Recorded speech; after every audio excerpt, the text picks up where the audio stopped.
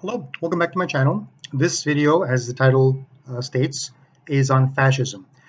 Um, in last couple of years, this word has popped up, and it seems like everyone, this is one of my issues with my videos on atheism, is people get very upset um, with other people, and they'll call them names. And what's the worst thing you can call someone that's on the political spectrum? We call them a fascist because fascism reminds people of Hitler, and Hitler was like the worst guy um, of all time, right?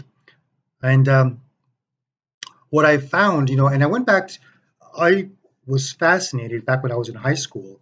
I remember getting a book, history book, world history. I took world history class as a freshman, and I've got a cough, so I'm taking cough drops.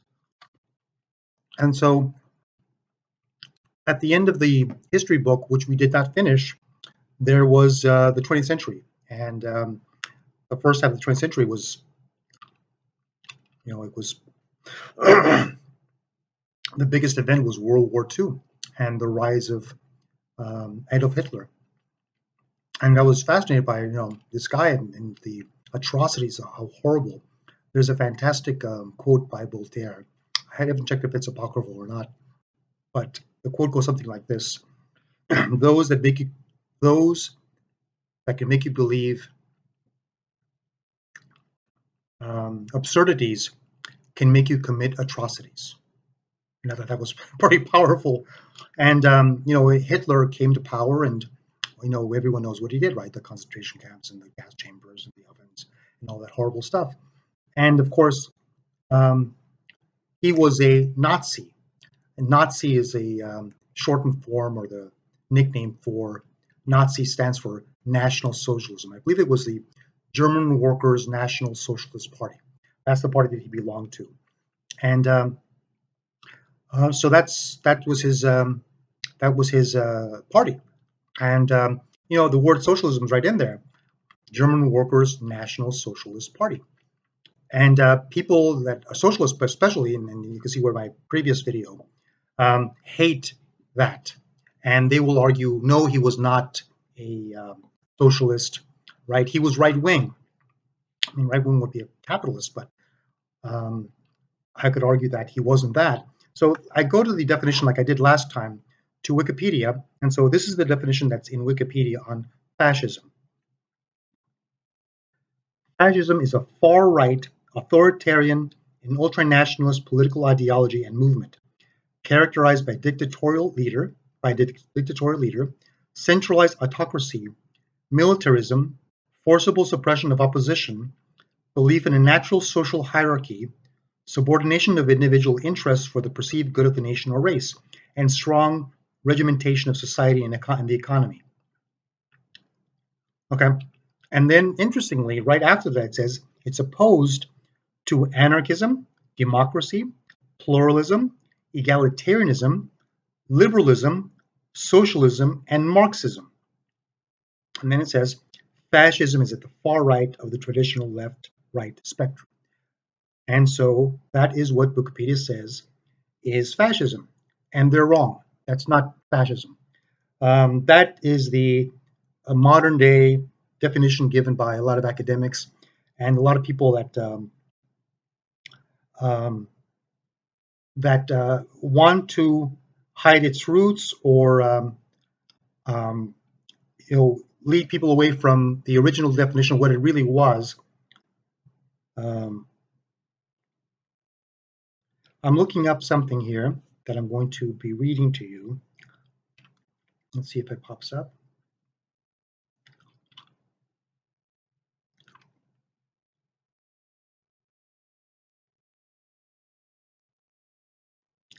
Okay. And whenever somebody describes fascism today, they always say, well, it's on the right side of the political spectrum. And that's interesting because, among people that study politics, and you look at right wing and left wing, the government grows as you go more left wing, right? It becomes, the government takes over everything. And as you go more right wing, eventually you could end up with very limited government, and that's on the economic political spectrum, right? Um, but the um, the thing that people don't bring up is, the philosopher of capitalism is Adam Smith. He wrote The Wealth of Nations, a Scottish philosopher, and that's pretty much where we get modern day capitalism, right? Free market and that kind of thing, where there's competition. And socialism, you probably would read Marx, um, you know, as the goal onto communism, which is this utopian vision of, everyone from each according to his needs, to each according from each according to his, from each according to his abilities, to each according to his needs, right? And I would imagine that you would just have a need, and if you were working as best as you could, you would then receive whatever you needed, whether you lived, whatever food, it would just be distributed fairly. Um, but who would be the philosopher of fascism? The word fascism is the roots are in the word fasci, which is, if you look at like a bundle of sticks, there's some other symbols. There's a bundle of sticks wrapped around with a cord or another string, and the idea is that together it's stronger, right? And those strips are called fasci, and that's where they get the word fascism from. The idea being that together we're stronger, and that's important to remember. Together we're stronger. And so the ideas like socialism, like capitalism, the ideas have been around for a long time, but they really weren't um, formalized by anyone until, like I said, Adam Smith and capitalism. I mean, there were ideas of, trade, free market, but it wasn't until Adam Smith kind of like put this together. He was a philosopher, put it together, and Marx was the guy that, there were ideas of communes. People sometimes point to monasteries where all the monks would work together and farm together and so on, but it wasn't until Marx that he wrote, Das Kapital, Communist Manifesto.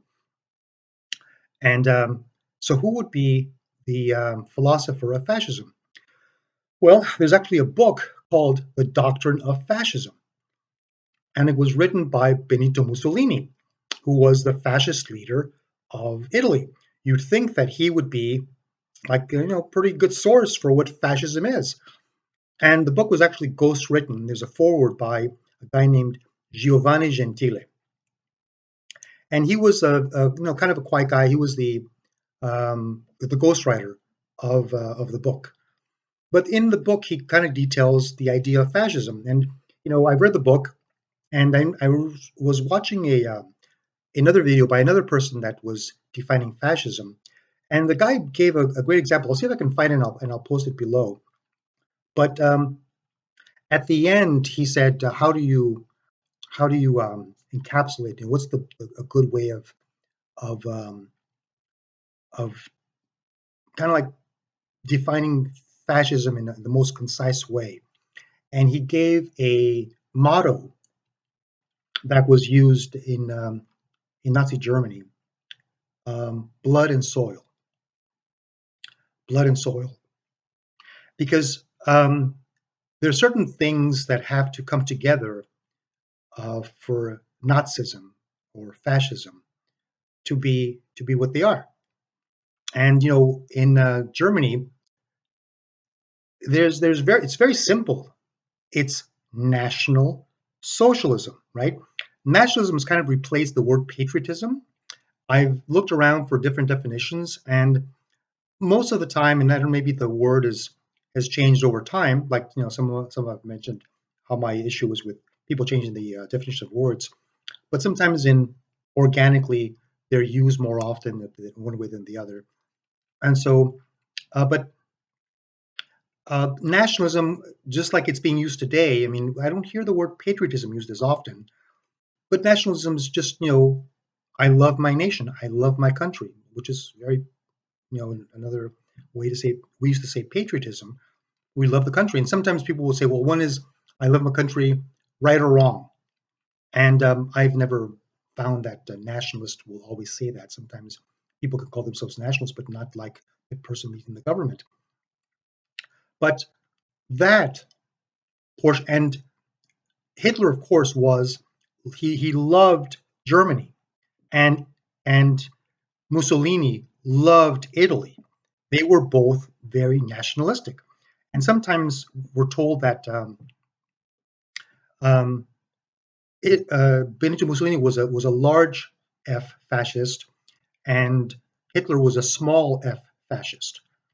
The Mussolini used the title on himself, regularly. He was a fascist, and when you look in the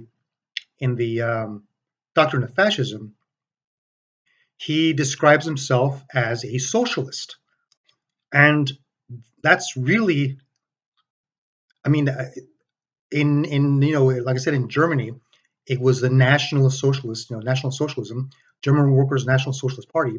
There was nationalism and there was socialism, so they had both parts of the political spectrum. Then there was nationalist, which was right wing, and then there were socialist, which was left wing. Both Hitler and Mussolini nationalized industries. They kind of took over unions, but they just took them over.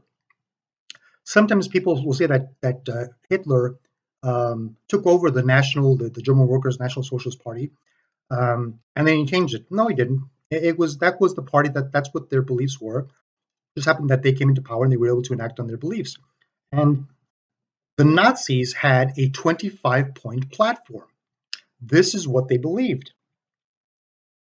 A lot of this is going to be, and one of the distinctions between the small f fascism and the big F fascism, Benito Mussolini and Hitler, were that, and National Socialism is different than fascism in this one very special way, is that National Socialism was also extremely racist, particularly anti-Semitic.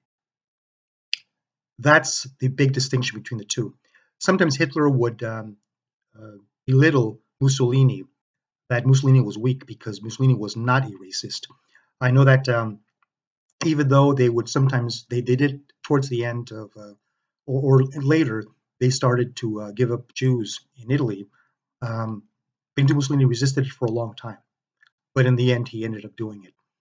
But that was one of the primary motivations of Adolf Hitler. But here is the 25-point platform of the National Socialist Party. Number one, we demand the unification of all Germans in Greater Germany on the basis of the right of self-determination of peoples. Two, we demand equality of rights for the German people in respect to the other nations, abrogation of the peace treaty of Versailles and Saint-Germain. Three, we demand land and territory, colonies, for the sustenance of our people and colonization for our surplus population. Four, this is one of the racist ones, only a member of the race can be a citizen. Hitler came up with the term Aryan, or maybe he didn't come up with it, but he used the term Aryan for the superior race. And those were Germans, non-Jewish Germans. Only a member of the race can be a citizen. A member of the race can only be one who is of German blood without consideration of creed. Consequently, no Jew can be a member of the race. 5. Whoever has no citizenship is to be able to live in Germany only as a guest, and it must be under the authority of legislation for foreigners. 6. The right to determine matters concerning administration and law belong only to the citizen. Therefore, we demand that every public office of any sort whatsoever, whether in the Reich, the county, or municipality, be filled only by citizens. We combat the corrupting parliamentary economy, office holding only according to party inclinations, without consideration of character or abilities. 7. We demand that the state be charged first with providing the opportunity for a livelihood and a way of life for citizens. It is impossible to sustain the total population of the state, then the members of foreign nations, non-citizens, are to be expelled from the Reich. 8. Any further immigration of non-citizens is to be prevented. We demand that all non-Germans who have immigrated to Germany since the 2nd of August 1914 be forced immediately to leave the Reich. 9, all citizens must have equal rights and obligations. And see, that's where the racism comes in. The non-citizens, which are non-Aryans, so anybody that's black, anybody that's Asian, anybody that's Jewish, they weren't acceptable. You have to be an Aryan. 10. The first obligation of every citizen must be to work both spiritually and physically. The activity of individuals are not to counteract the interests of the universality, but must have its result within the framework of the whole for the benefit of all. Consequently, we demand. 11. Abolition of unearned work and labor incomes, breaking of rent slavery. They were opposed to charging interest. So you couldn't earn money unless you work. So if you were making dividends on profits on stocks, that was not allowed. 12. In consideration of the monstrous sacrifice in property and blood that each war demands of the people, personal enrichment through a war must be designated as a crime against the people. Therefore, we demand the total confiscation of all war profits. 13. We demand the nationalization of all previous associated industries, trusts, and that's the socialism. I'll read it again. Number 13. We demand the nationalization of all previous associated industries, trusts. 14. We demand the division of profits of all heavy industries. Again, the collective, right? The redistribution of income, of wealth. 15. We demand an expansion on a large scale of old age welfare. I'll read that again. We demand an expansion on a large scale of old age welfare. 16. We demand the creation of a healthy middle class and its conservation, immediate communalization of the great warehouses and their being leased at low cost to small firms, the utmost consideration of all small firms in contracts with the state, county, or municipality. 17. We demand a land reform suitable to our needs, provision of a law for the free expropriation of land for purposes of public utility, abolition of taxes on land, and prevention of all speculation in land. The key word here is free expropriation. I'll look up that word later so I can read the definition for you. 18. We demand struggle without consideration against those whose activity is injurious to the general interest, common national criminals, usurers, which is people that lend money with interest, Schreiber 1, and so forth, are to be punished with death, without consideration of confession or race. 19. We demand substitution of German common law in place of Roman law, serving a materialistic world order. 20. The state is to be responsible for a fundamental reconstruction of our whole national education program to enable every capable industrious German to obtain higher education and subsequently introduction into leading positions. Okay, so they would be in charge of a national education system. There wouldn't be states taking care of it, there wouldn't be private schools, it would all be nationalized. The plans of instruction of all educational institutions are to conform to the experiences of practical life. The comprehension of this concept of the state must be striven for by the school, in other words, promotion of the state, propaganda, and how great Germany is, the Third Reich, by the school as early as the beginning of understanding. We demand the education at the expense of the state of outstanding intellectually gifted children of poor parents, without consideration of position or profession. Okay, so free education. 21. The state is to care, although that one is for the lower grades. The state is to care for the elevating national health by protecting the mother and child, by outlawing child labor, by the encouragement of physical fitness, by means of the legal establishment of gymnastics and sports obligation, by the utmost support of all organizations concerned with the physical instruction of the young. 22. We demand abolition of mercenary troops and the formation of a national army. 23. We demand legal opposition to known lies and their promulgation through the press. In order to enable the provision of the German press, we demand that A, all writers and employees of newspapers appearing in the German language be members of the race. B, non-German newspapers to be required to have the express permission by the state to be published. They may not be printed in the German language. C, non-Germans are forbidden by law any financial interest in German publications or any influence on them, and as a punishment for violations, the closing of such a publication as well as the immediate expulsion from the Reich of the non-German concern. Publications which are counter to the general good are to be forbidden. We demand legal prosecution of artistic and literary forms which exert a destructive influence on our national life, and the closure of organizations opposing the above-made demands. 24. We demand freedom of religion of all religious denominations within the state, so long as they do not endanger its existence or oppose the moral senses of the Germanic race. A lot of religions, Catholics and Jehovah's Witnesses in particular, I can think of, were persecuted.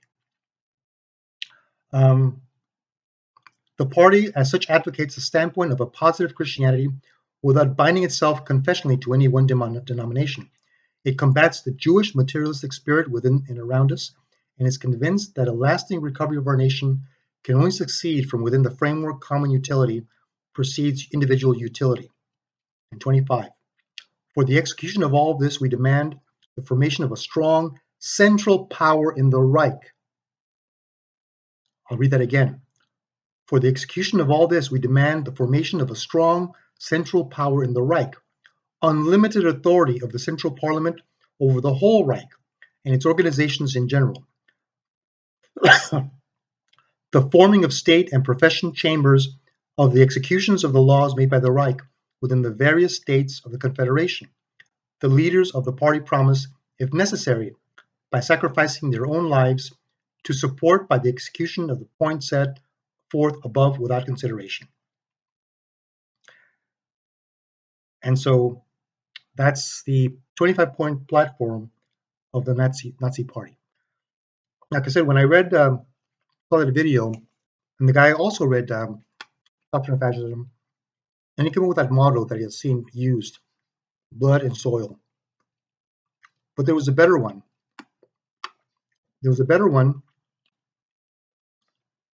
And the other one went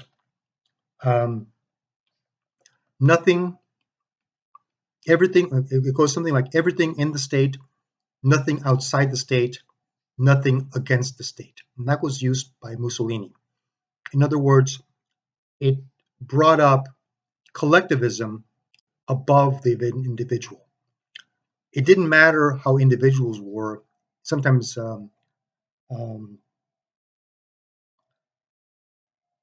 they were hurt by a policy, but as long as the collective benefited, it was okay to harm individual people. But the nation, right? Everything was Italy, for the best of Italy. I said I would go back and see this word expropriation, right? This is one of the 25 points of the Nazi 25-point platform. Expropriate. Take away, especially of the state, take away property from its owner. And that is one of the tenets of one of the points of the 25-point platform. That was what they believed: expropriate, to take land from people as they saw fit. That is, consistent with the socialist roots of National Socialism. And anyway, that's the video. If you can give me a like, a thumbs up, subscribe, please put a comment down below. I'm expecting some pushback on this, and that's fine. We can have a discussion. Thanks, and thank you for watching.